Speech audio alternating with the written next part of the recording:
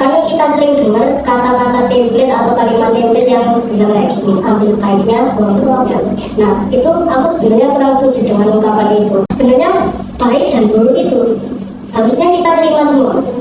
Tapi tentang outputnya gimana itu tergantung kitanya sendiri. Tapi sebenarnya kalau menurutku itu ada sisi negatifnya juga.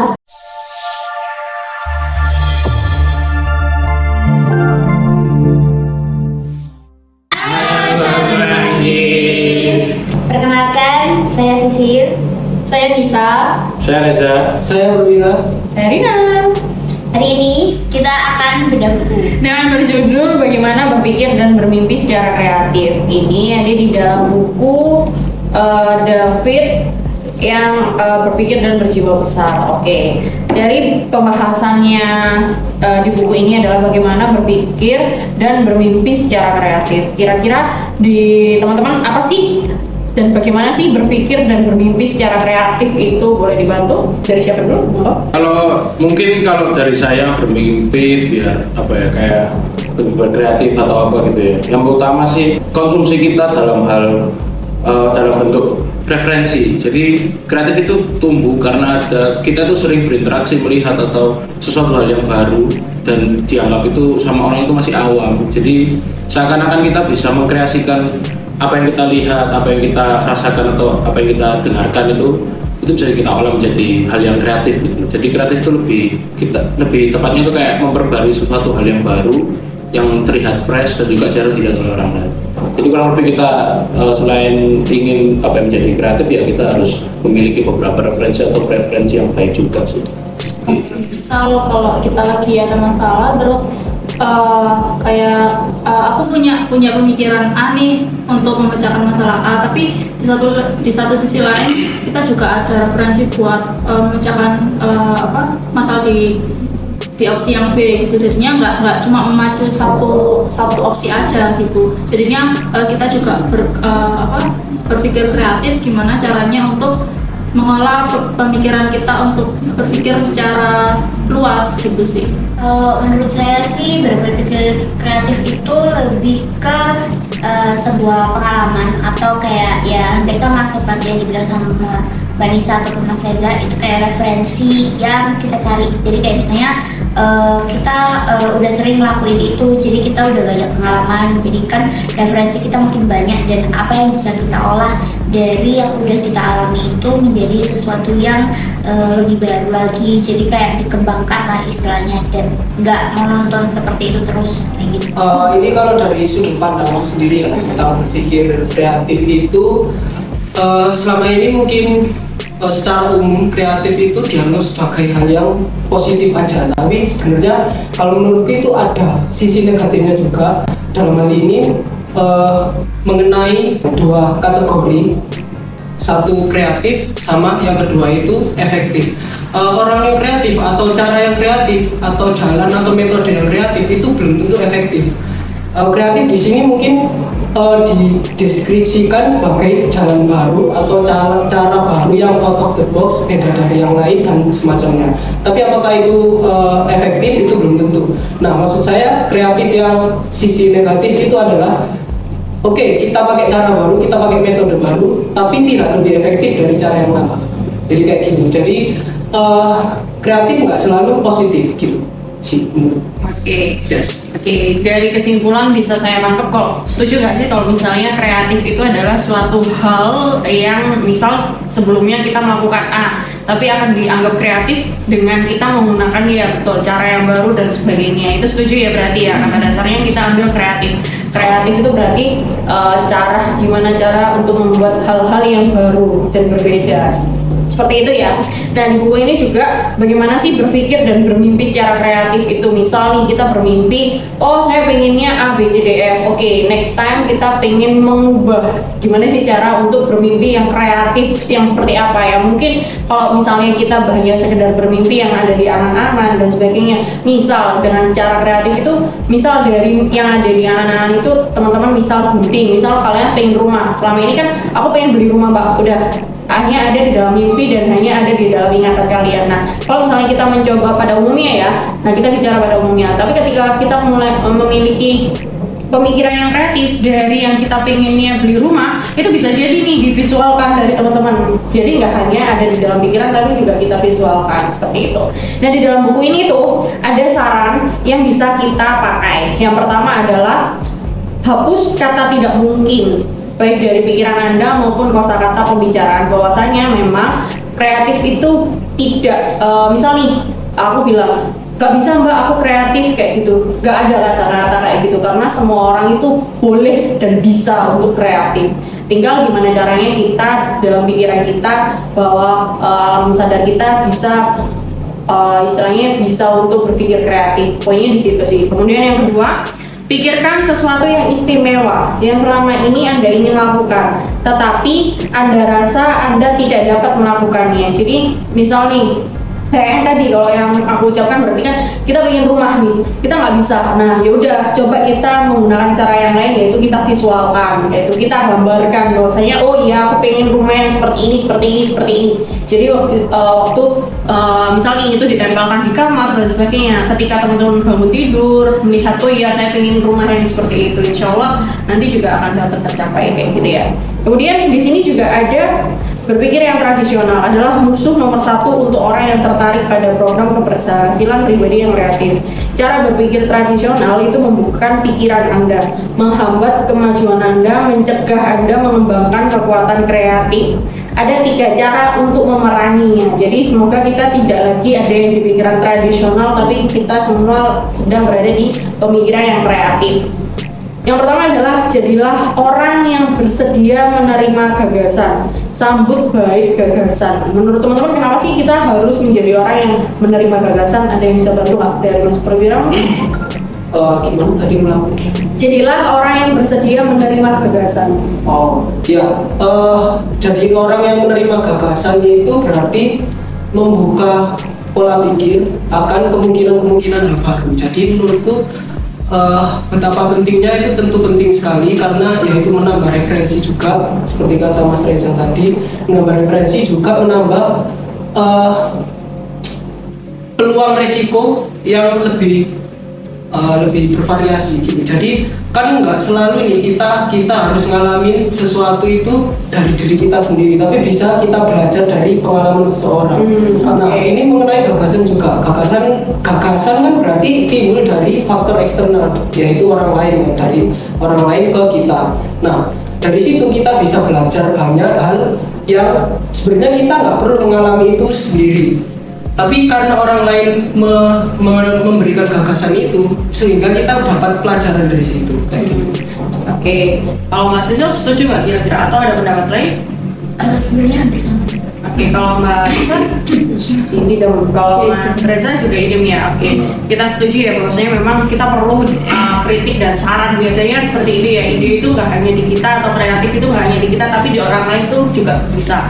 Jadi makanya di sini jadilah orang yang bersedia menerima gagasan. Misal nih Mas Wira butuh ide, biasanya otak itu kan ada kapasitasnya ya, titik lelahnya itu ada. Nah ketika mungkin kalau pada saat itu biasanya saya tuh ada titik yang dinamakan buntu. Saya nggak bisa nih berpikir kreatif. Akhirnya saya kontak teman saya atau orang terdekat atau satu tim dengan kita. Aku lagi buntu nih, coba nih bantuin ngasih solusi. Kalau misalnya ada kayak gini kalian mau seperti apa sih? Nah ide-ide kreatif itu kan akan muncul dari orang lain juga.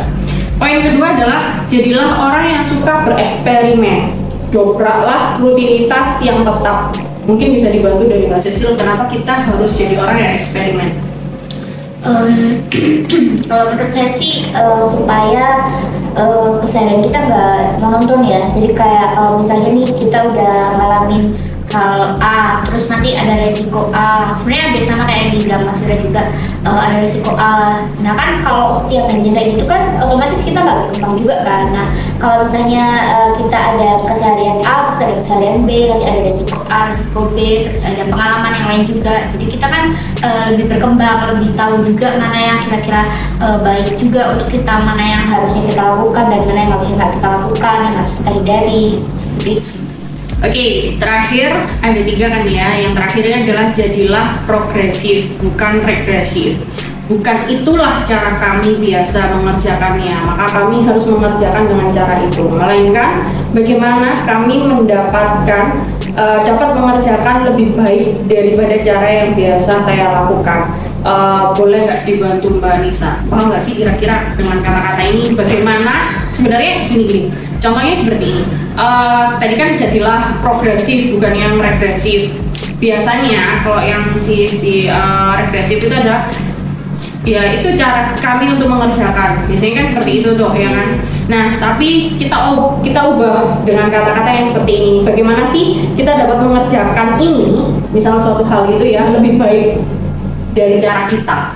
Nah bisa nggak menyampaikan itu di dalam mungkin aktivitas atau pendapatnya Mbak Nisa seperti apa sih?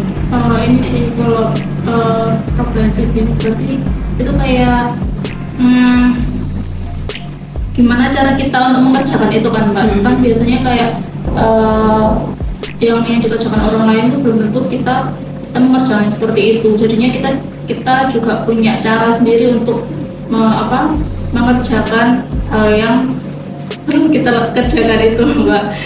Aduh aku bingung. Oke, benar. Hampir sama sih sebenarnya, jawabannya sudah benar tadi, cuman kebelibet kata-katanya. Jadi sebenarnya kayak gini, bisa jadi ini ketika saya mendiskusikan ke teman-teman, Mas Wira kalau mengerjakan ini ya, Mas Reza aja bisa kok mengerjakan ini seperti ini, misalnya jangan seperti itu.